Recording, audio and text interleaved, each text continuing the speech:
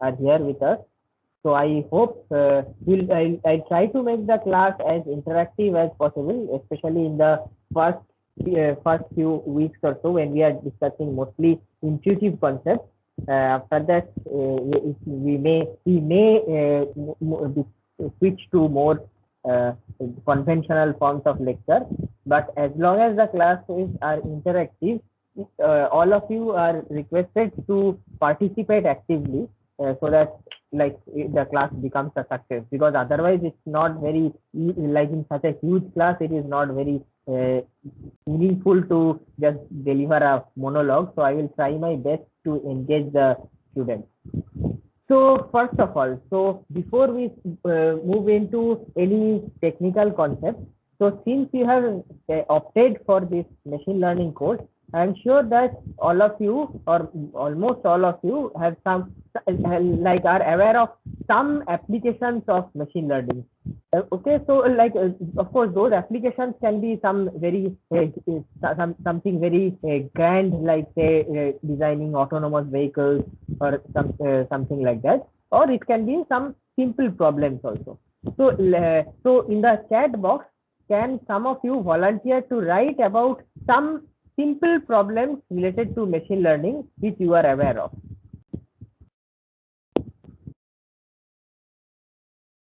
Anyone can start writing in the chat box any examples of simple problems which can be solved by machine learning.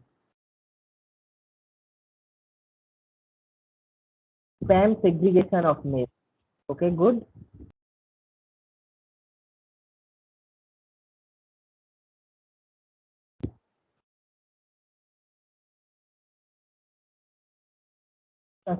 Forecasting, object detection, movie recommendations, house price predictions, predict salaries.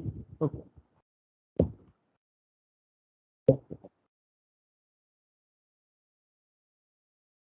Okay. Okay. Thank you. Thank you. Thank you. I've got enough suggestions.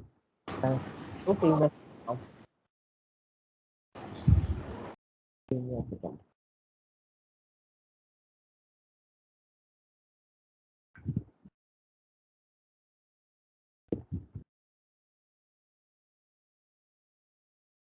Okay. Okay. Thank you. We have got enough options now. So let us start with like one of the first problems that were mentioned here. So someone mentioned object recognition. Someone mentioned this email classification as spam. Okay, then other options I can see are Netflix price problem, anomaly detection, sentiment analysis, social media friend recommendation, FB face recognition, disease detection, spam classification, speech to text, stock price prediction, image recognition, etc., etc. Okay, fine. These are all like useful applications which can definitely be done by machine learning. So thank you for your suggestions. So let us take up of course we can take up any of these, but let us just for the moment let us take up this task of image recognition. Okay, okay, before going to image recognition, let's make it more specific. Let's focus on face recognition. So let us say that when we upload our photos to say Facebook or something like that, then we see that automatically the Facebook recognizes the faces of people and suggests tags also, that this is this person, that is that person. Of course, in some cases there may be mistakes also, but in most cases it is right. Okay, so this is basically what is known as a face recognition problem.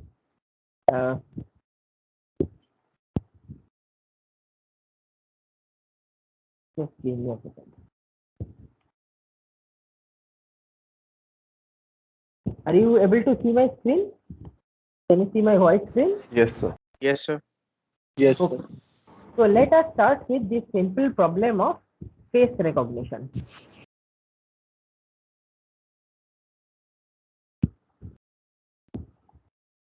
So what is that so what is face recognition? The face recognition is that given suppose there is an image which contains a person's face.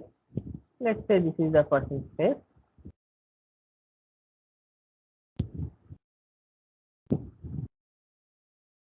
It's a strange face, but let's say that this is a person's face present in the image, and the task is to like identify which person this is. So like it can, of course, for that, first of all we need a list of persons. Well, like it cannot, like if we are just give like if it is unconstrained, that is, if I give you a picture of any person and say who this person is, like it can be anyone in this world, then of course it might be, it may become a difficult problem. So like even as a human being, we are not able to recognize the faces of all persons, right? We can recognize only those faces, the faces of only those persons whom we know. If we are suddenly shown some arbitrary person from say Tanzania or maybe Lithuania, and we are asked who is this, most likely we will not be able to say who it is. We will be able to even if it is someone within our own city or our own country, then also we will not be able to say, because there are so many people and we do not know them. We can do face recognition only for those people whom we know. Similarly, any Facebook face recognition algorithm or any other face recognition algorithm for that matter can do face recognition only for those people who are known. Okay. Please mute yourself on phone ringing.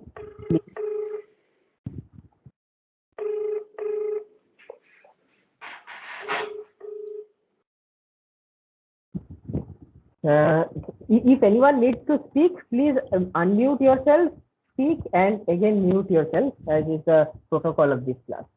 Okay, so first of all, we need a list of persons whom we know. So list of known persons.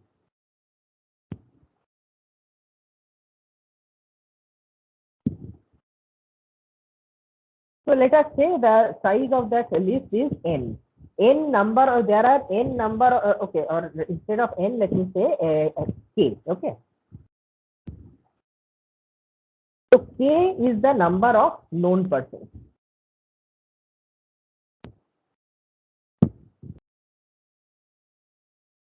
Now, what do I mean by known person?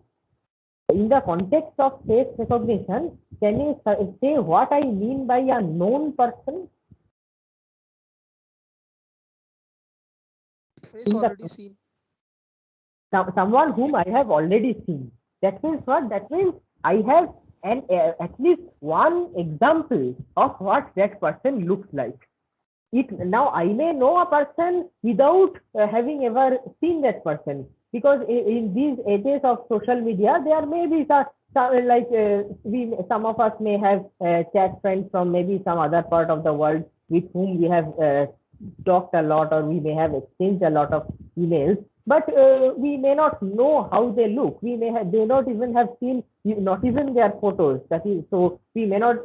So we, even though they are strictly speaking known to us, but we, in the context of face recognition, that knowledge is irrelevant, because we do not know their face. Okay. So by known person, what I mean is that I have seen examples of their face.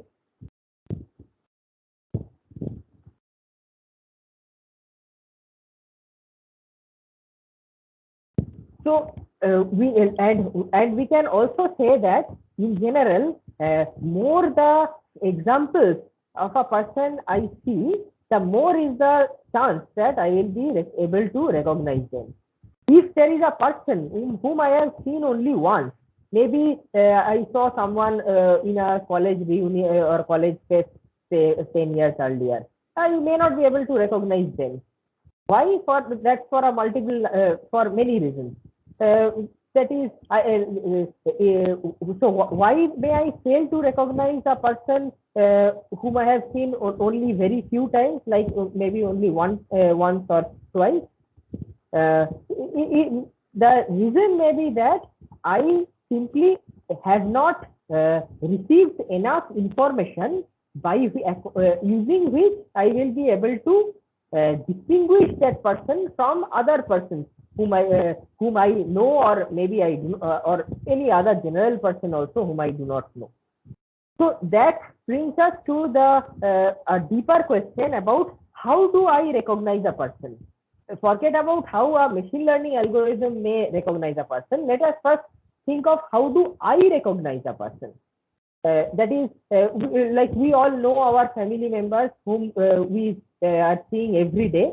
So based on that, so for our family members or very close friends, we may have say thousands or millions of examples of their faces. We keep seeing them every day, or maybe like every month.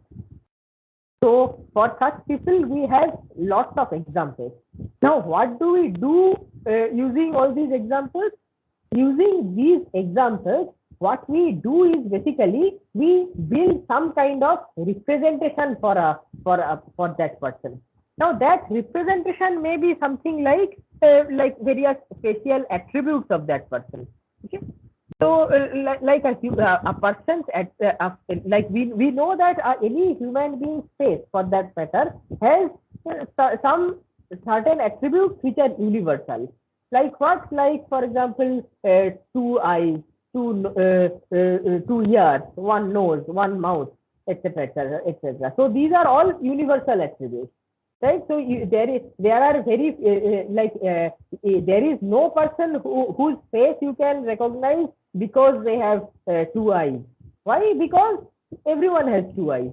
Now, if there is a person who, for any by any special situation, has three eyes, then of course that may be a distinguishing feature by which we will be able to recognize that person. But keeping such weird examples out of our consideration, just by looking at these features, we will not, or these attributes, we will not be able to recognize a person. Okay, so here is a takeaway. The first takeaway message here is that every example has certain attributes. Okay. Attributes. So in the language of machine learning or of machine learning or artificial intelligence, these attributes are typically known as features. Features. Okay. So examples of attributes, of course, can be number of eyes,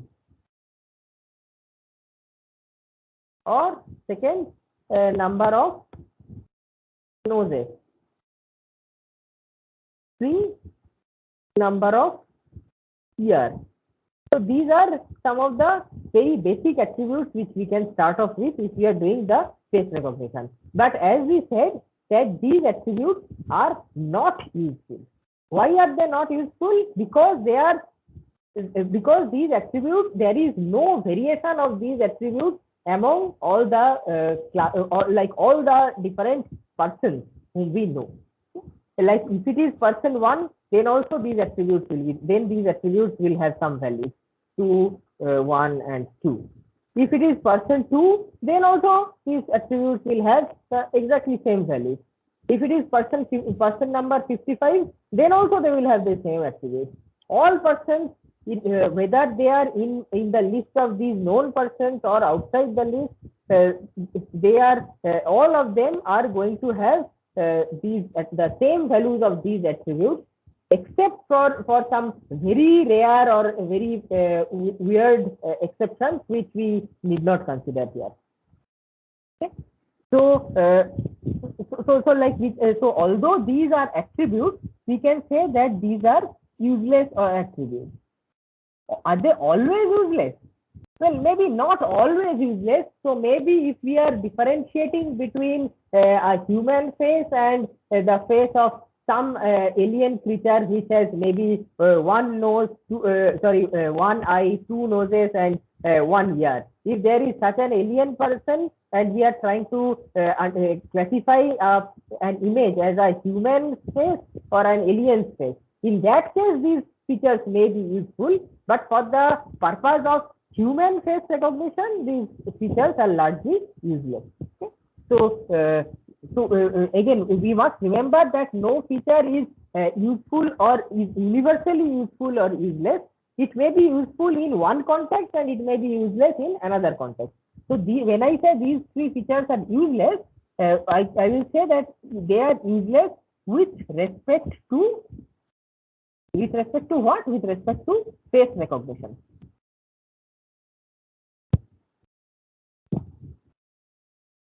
So now, can you suggest some facial attributes, some attributes related to faces which are useful for face recognition? Can you again type in the chat box? Not many, maybe 4 or 5 suggestions. Color of eyes. Blue eyes, good one. Next, face shape. Okay, fine. Mole, that's a good one. Iris color, skin color, color of hair, hair color. Okay, fine, thank you. Whether they're wearing specs. Wearing specs. Yes, that's the first thing I expected to hear. Okay, thank you for your suggestion.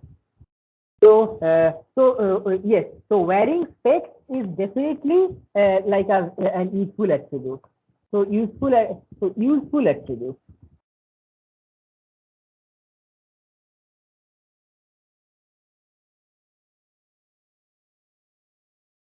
Okay, let us say 4 specs.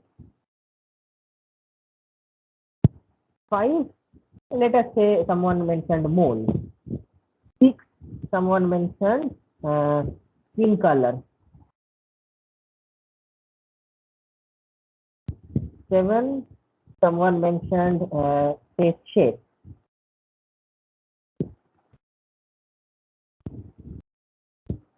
8, then eye color.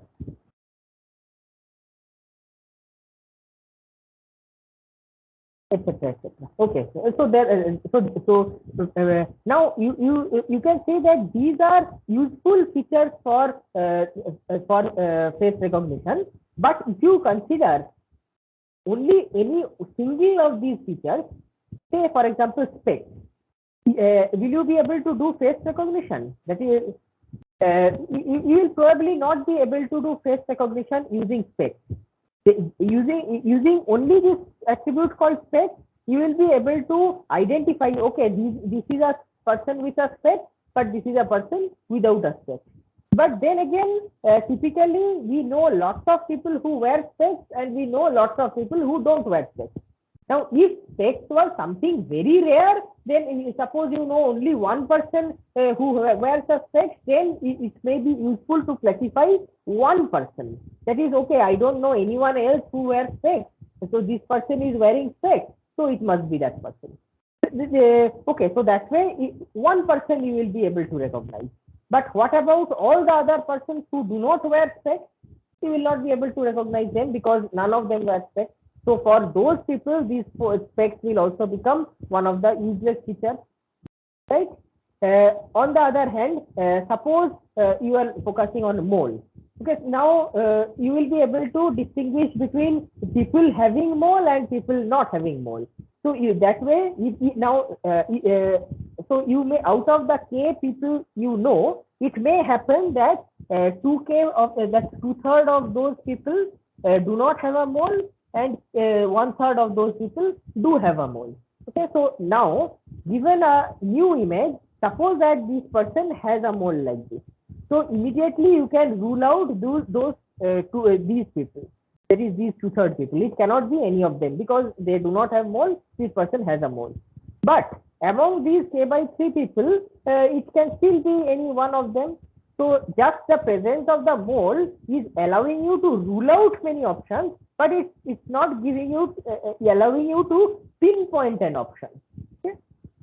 So then of course you may be among all these K/3 people, you may think of some further attributes. Say for example, where is the mole? What is the position of the mole? Is it like on this cheek, or is it on the left cheek, or is it on the right cheek, or is it near the nose, or is it below the lips, or is it in the eye, or is it on the ears, or where exactly is the mole? So that is another possible attribute. Now, suppose among all the people who of all these 2k by 3 people who do not have the mole, then what do we do about them? So clearly, you cannot recognize them based on mole. So you have to move to another feature. Say, for example, eye color. Okay. So again, the problem arises that most of the people whom we know, they have brown eye color. There may be one person who has blue eyes. There may be one person who has, say, black eyes or green eyes, and a few more people who have black eyes, but most of them have brown eyes. So in such a situation, how will you recognize you? So if there is a blue-eyed person, then you may be able to recognize them. That okay, so this person, the test person has, or the query person has blue eyes. I do not know anyone else who has blue eyes, so it must be that person. Or but if the test person has brown eyes, then this eye color also becomes an useless feature for me or useless attribute for me. Okay? So all these things suggest, like whatever we discussed so far, suggests one thing, that any single attribute will not be enough. We will have to, whatever, that is, whenever we are solving any classification problem or any recognition problem, we may have to focus on multiple attributes.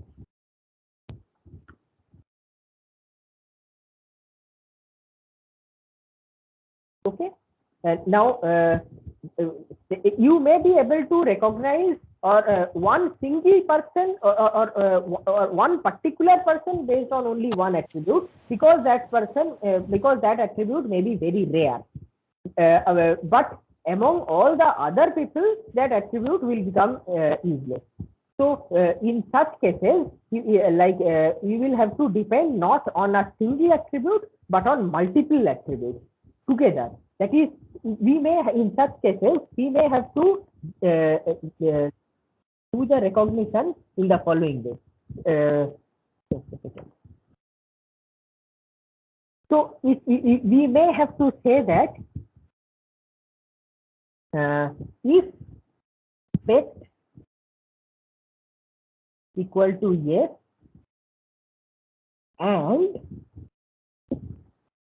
I is equal to black and mole equal to, say, on right cheek,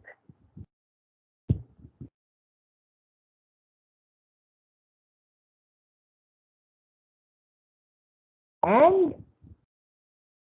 skin color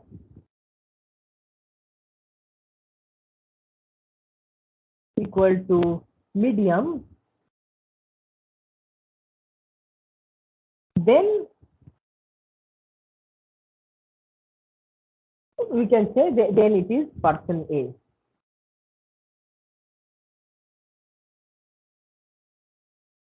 So this is one way in which we may take this decision. Or it may happen that if all these other things are true, but specs are not there, then person B. Okay. Or if maybe specs yes, eye color blue and these two maintained, then it may be person C, etc. So basically the point which I am trying to make is that typically, like when we are trying to recognize a person, we may need to specify the values of a large number of attributes. Like here, of course, so let us see, using these few attributes, how many people we will be able to recognize. So specs, there are two possibilities, either yes or no. Similarly, eye color, let's say there are 3 or 4 possibilities: black, brown, blue, and green, let us say. So this has 4. Then mole, maybe there are, say, let's say that there are 5 or 6 possibilities. Like no mole on left cheek, on the top part of left cheek, on the bottom part of left cheek, on the top part of right cheek, on the bottom part of right cheek, on the chin below, etc. Let us say that this has 10 possibilities. Skin color, let us say that there are broadly 3 categories, fair, medium and dark. Okay, so 3. So that means that total 2 into 4 into 10 into 3, these many possibilities are there. So, so like if we take consider the combination, 2 into 4 is 8, into 10 is 80, into 3 is 240. Okay. So that means what? That means at most 240 people can be described by these features. Now again, among those people, there may be some repetitions. There may be even out of those 240 separate people, there may be people having all the same attributes. In which case, they will not be able to distinguish between them based on only these attributes. So we'll have to bring in further attributes. And in any case, there is no, so we may not be able to recognize or differentiate even 240 people based on these features. It may become less than this also, but there is no way it can be more than this. So if we have to, if we want to recognize, say, 300 people, suppose there are 300 different people whom we know, whom we want to recognize. So these features will not be enough. So then what do we have to do? Either we have to fine tune these features even further, or we will have to go for even more number of features. Okay, so for example, there are some of these features we may be able to fine tune. For example, specs. We may want to go for color of specs, but then that is not a very useful feature because people keep changing their specs. So you it may not be very, that is the color of a spec hardly characterizes a person. So no hope with this feature. Eye color, again, there are not too many choices to make in this matter. Location of mole, okay, so the face is a large thing, so the exact location of the mole may vary from one place to another. So it's possible that among all the people whom we know who have moles, maybe all of them have moles in somewhat different places. That is, the exact location of their mole may be different for different people. But we may not be able to remember precisely whose mole is located where, right? It's not that is, nobody is actually going to take a scale and measure that, okay, this person's mole is 2 centimeters on one side, on the left side, so it is this person. Nobody can make these kinds of measurements. So, so potentially this feature may be made more granular. That is, instead of 10 values, maybe it can take 20 values also, but probably not too many more. Similarly, skin color. Okay, so some of us have a crude sense of color. Some of us may have a finer sense of color. So some of us may think that, okay, everyone has the same color, the color of the human flesh. A bit more crude, we may think fair, medium, and dark. Some people may have a sharper eye for color, so they may be able to make more fine-grained judgments regarding color. So maybe that these 3 can be, instead of 3 tones, maybe 6 or 7 tones. But still, it will be limited only.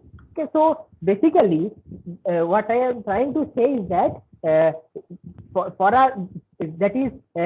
a particular data set, more the number of persons, or the more the number of unique entities in that data set. In this case, that entity being person, but in some other data set, it can be some other entity also, as I will give an example after this. So in general, having more attributes helps. Having more attributes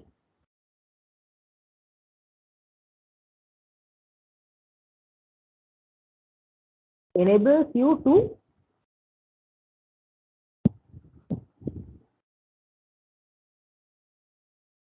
recognize more entities.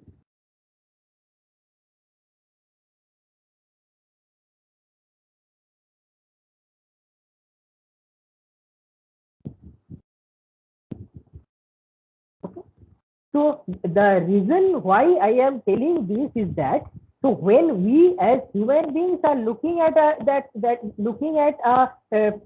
any other human being with the hope of recognizing them, of course there are so many things which we which we will see. Basically, there may be hundreds of characteristics of that person's face which will catch our eye.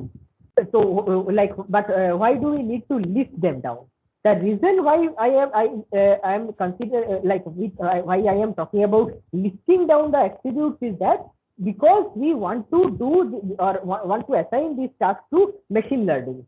That is, machine will not normally understand what aspects to focus on. So you will have to specify to them what aspects you should be looking at, the machine should be considering. That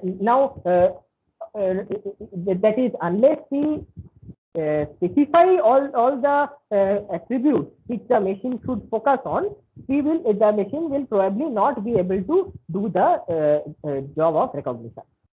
So that brings us to this concept of feature-based representation.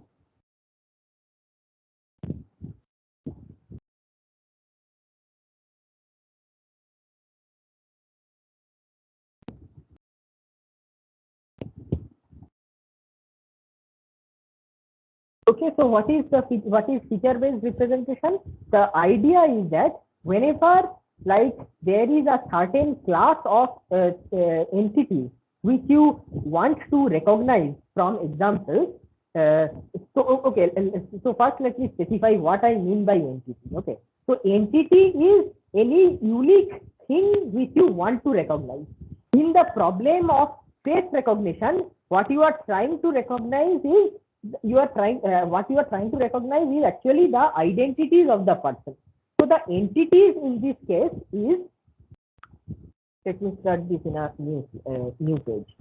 Yes. Entities, okay.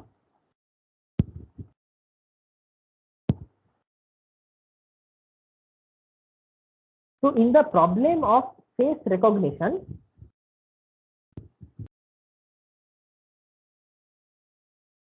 what are the entities which we are trying to recognize? They are individual persons.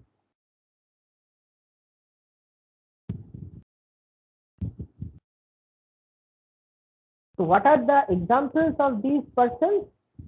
Examples, let us say Ram, Shyam, Tom, Harry, etc., etc. These are all different persons. These are all individual persons whom I am trying to recognize. So these individual persons are my entities. Okay. Now, when I am talking about another problem, let us say object recognition.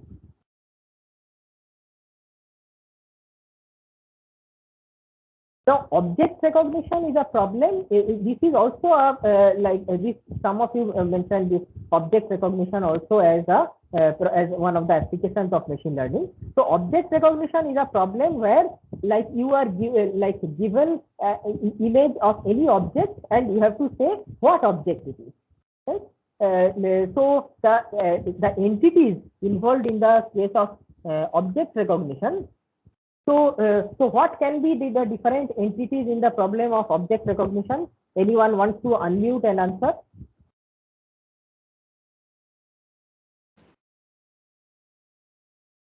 The shape of the object. No, shape of the object is an attribute. So yeah, in this case, what are entities? Entities are the individual things which we want to recognize. That is, when I get a person, when I see a person, I try to recognize that is this person Tom or is this person Harry or is this person Shyam? Okay. So it could be class of objects like maybe pencils or. Right. So examples of objects such as we said, pencil. Is it a pencil or is it a table or is it a gun or is it a ship? Vehicles, globes. Yeah, all those things. Now again, now this object recognition, this can happen. This object recognition is a very general problem, and it's a multi-layered problem. Okay, so as soon as I say that these are my object classes, you may be interested to ask why stop at only these object classes? Say why not when I am saying ship?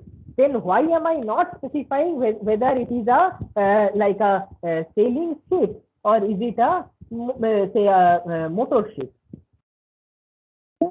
So a sailing ship looks very different from a motor ship. So so why am I considering both of them as the same entity, ship? So valid question. Then for other objects, when I'm saying gun, do I mean a pistol or a revolver or an AK-47 or what? So that also I have not specified. So so object recognition that way is a rather vague task. Or we can make it even more complicated. When I am talking about, say, let us say I am talking about sheep as an object class. Then, as I said, it can be of two types: sailing ships or motor ships. Suppose motor ship, then also which motor ship? Like is it the Titanic, or is it the say some other, say, is it MV Harshavardhan, or is it INS Vikrant, or is it which ship am I talking about? The ships are also individual objects. Why am I not trying to say that which ship it is, right? So there is no definite answer to this question about at which level I should stop. Should I stop? Should I be happy that okay, this is a ship, or should I further classify it as types of ships? Or should I go even further and try to identify it as individual ships or named ships? So there is no answer to this question. It all depends on at what level you want to stop. So typically what we are, when we say object recognition, typically what we do is we define certain object classes, and any image we are happy to assign to one of those object classes. So in other words, the set of entities is fixed, and we try, like whatever we are trying to classify, whatever new object we are trying to classify, we will have to map it to that closed set of entities. Now, if that closed set of entities considers ship as one type of entity, then we'll have to map it to ship. If it considers ship as if it makes the distinction between sailing ship and motor ship, then we'll have to identify it as is it a training ship, or is it a sailing ship, or is it a motor ship. If the entity set contains individual ships, then we'll have to classify it accordingly. It is not enough to say that this is a ship. I will also have to say that yes, this is an image of Titanic. That's how we have to go about. But in general, this set of entities or this list of entities is something that is fixed. Fixed by whom? Fixed by whoever has given the problem, who has designed the problem. Okay, so the list of entities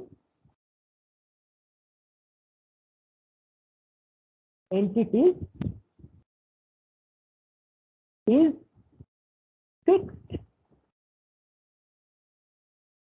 by the problem designer.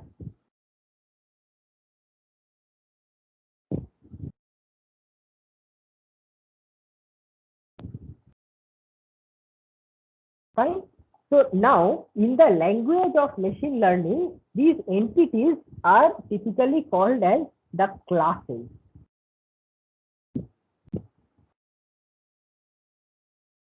Or the they are called the classes. So like as I was telling in the face recognition problem, that there are k entities, that is there are k persons whom I know. So every new image I want to classify as one of those k persons. So in this case there are k classes.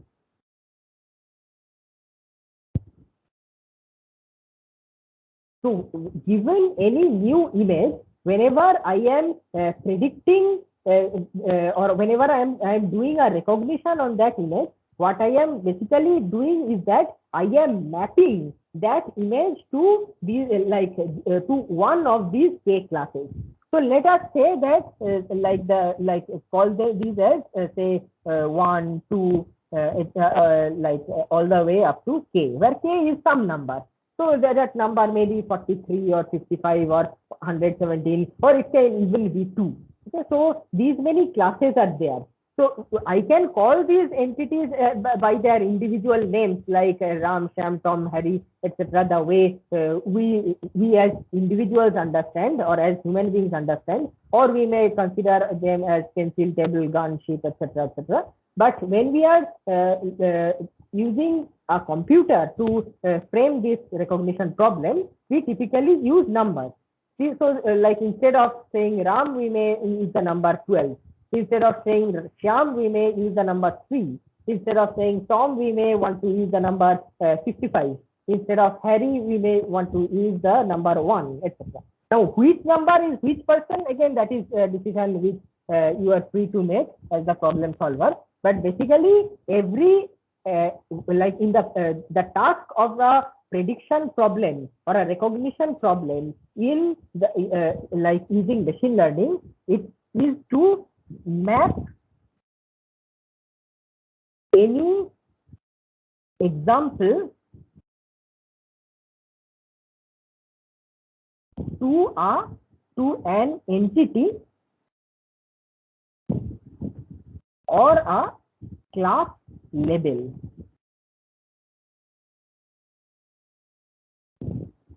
So these numbers 1, 2, etc. These what I call is as class label.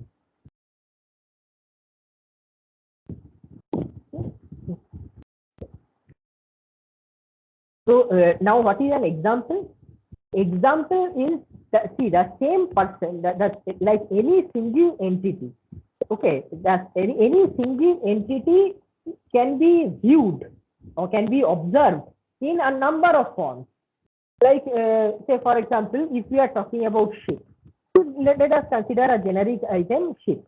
So there, like I may see lots of images of ships. Now they may be different types of ships. They may be different individual ships, but basically there are lots of like I can see ships in many different ways. All of them are basically I can call as examples of ships. So how many examples can be there? There can be infinite number of examples. Any particular occurrence of that entity is an example of that entity. So Sir, by what? Yeah. Sir, can you once again tell that what is class? What is class? Okay. Yes, sir. So class is basically the same as entity. What I was mentioning as entity, that the individuals which we are trying to recognize, that may be persons as Ram, Shyam, Tom, Harry, or they may be objects as object types as in pencil, table, gun, sheep, etc. Whatever entities, whatever individual entities we are trying to recognize, those I am calling those are called as class in the language of machine learning. And they are, when we are when we are building a computer program based on it, we represent these class typically by these kinds of numbers. And these numbers are known as the class labels. Now, and what is an example? An example is any occurrence of an entity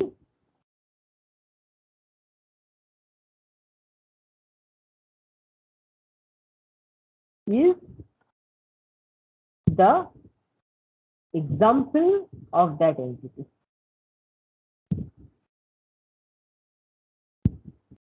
Okay, so if I like the same person, I may see 10 different styles. All of them I will consider as examples of that same person. So, or I may see 10 different ships. All of them I will consider as examples of ships. Now, there is a fundamental difference between seeing the same individual 10 times and seeing the same category of things 10 times. That is, you may see only me 10 times, or you may see 10 different ships. Now, these two are like there is a qualitative difference between the two, but as far as like if we have restricted our task to only face recognition or only object recognition, there is no difference. It's like you have seen 10 examples of a particular class or a particular entity here, which is myself. In this case also, you have seen 10 examples of a particular entity or class, which is shape. So that is a distinction which we have to make. Now, how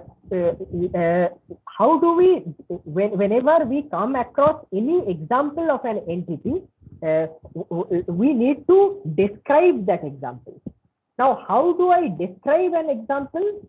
I have to describe an example with the help of attributes or features. So, describe them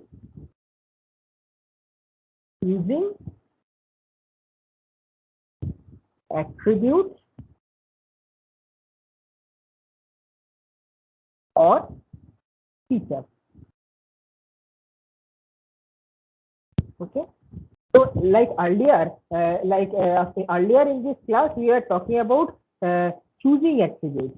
Like what attributes to choose, how many attributes to choose. Again, even if we have chosen attributes, then how many values of the different attributes to choose. Okay? So, who decides all these things? You decide. You meaning whoever is trying to develop the machine learning algorithm, they have to decide. It is so that the number, so like earlier I said that the list of entities is fixed by the problem designer. Actually, I won't use the word problem. Okay, maybe fine. By the problem designer, whoever has specified the problem has fixed the list of entities. But whoever is solving the problem, they will have to decide this list of attributes. So these are the set of attributes as well as the values which every attribute can take. So that is designed by the problem solver, which in this case is you, problem solver. So what are the choices you have to make regarding attributes? First of all, how many attributes? Second, now why is that a choice? That's because of your computational capacities. Ideally, as I said, the more the number of attributes, the more is the persons you can or the classes you can recognize. As I said in the previous example which I was giving, we saw that we are considering 4 types of attributes. Using that, we could recognize at most 240 different entities. Okay, so we may expect that if I instead of considering 4 attributes, if I consider say 10 attributes, then maybe I will be able to recognize instead of 240 people, maybe 2000 people I will be able to recognize. Okay, but do I want to focus on 10 attributes instead of 4? Well, it depends on how much I can do. It depends on my computational limitations. Calculation of attributes or computing attributes may be a difficult job. Say for example, let us consider the task of face recognition from images. Okay, now if you are focusing on a type of attribute like number of that is whether the person is having specs or not, it may not be very difficult to identify that using image processing algorithms, which you already know. That is whether this face image contains a specs or it does not contain may be an easy problem to solve. But say if I want to focus on something like say the tone of the color, up to a certain extent that may be an easy problem to solve. beyond that, if you are trying to make it more fine, then it can get difficult. Or if I like, if suppose this person has a tiny mole, so then identifying that tiny mole for an image processing task, to identify that mole on a person's face may be difficult. Why maybe it may be difficult? Because it's because specifying a kind of mole is difficult. Different people have moles of different colors, of different sizes, of different shapes, at different locations. So identifying or detecting mole using a computer in an image is not an easy thing. So increasing the features can be useful, but it also has its own restrictions. You cannot arbitrarily keep on increasing the number and types of features. So here you have to make a trade-off. As a problem solver, you have to make a trade-off between how many features you can consider, how many types of features you can consider, for every feature, how many different values you can consider. So that is one thing. So the problem of recognition basically boils down to as follows. You have an example which you want to map to an entity. That example can be what? Example is like the image of a photo of a person, or the image of a person, and the entity is what? The entity is the person whom you know. That is, given this particular face image, this is like, let us assume that this is a person's image. You this is an example, and you have to map it to an entity, and so that that is to say, you have to say something like, this is an image of, let us say, Harry. Okay. Or you see an image like this,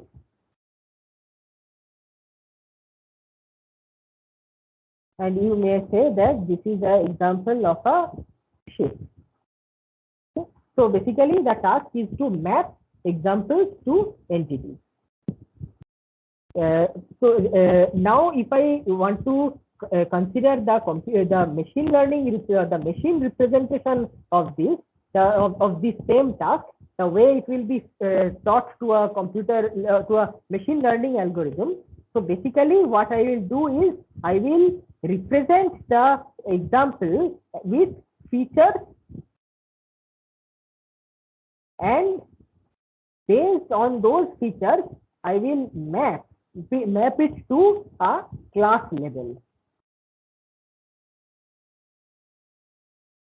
So this is the language of human beings. This is the language of machine learning, or this is the jargon of machine learning. So now let us come to a mathematical treatment of the problem. What do I mean by features? So let us say there are, or how many features we are going to consider. Let us say D features. Who decides D? Who decides the value of the D? You decide. That you being the problem solver. Now, what are those what are those D attributes? That also you decide. So let me do as follows. Let me say that this is a D-dimensional vector. So which I call as x1, x2 up to xd. So what is x1? X1 is the value of the first attribute. Let us say whether specs are present or not. What is x2? X2 is the value of the second attribute.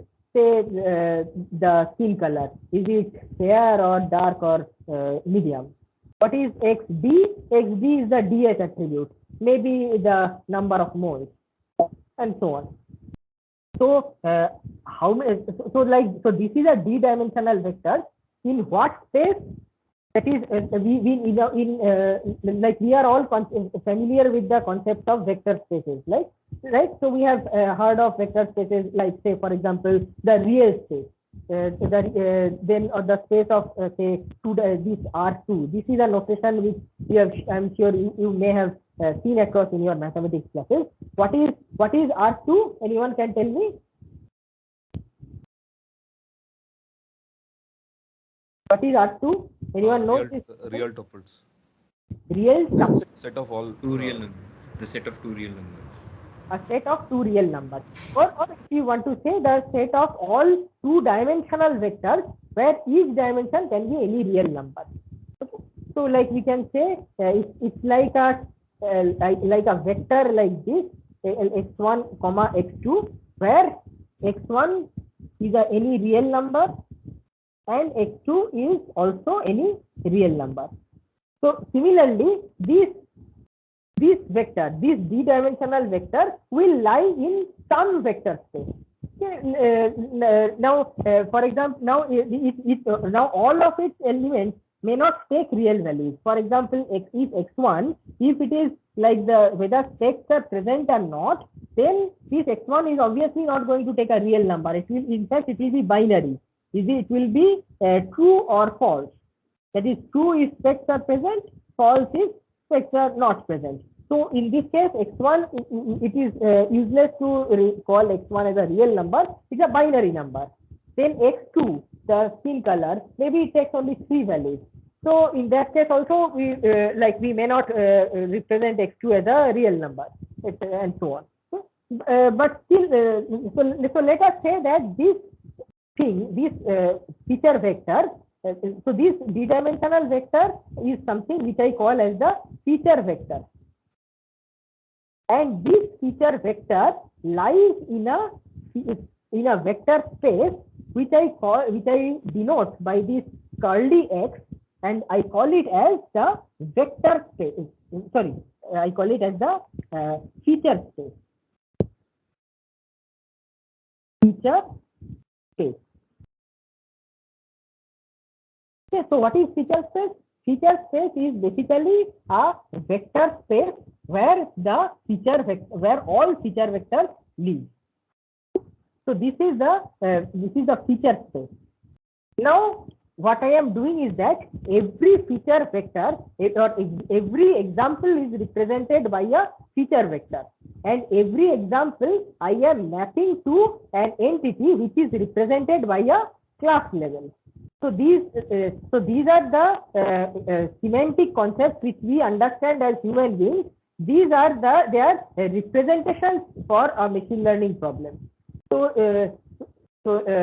just like an example is represented by features, similarly, just like if an example is represented by features, similarly every entity is represented by class levels.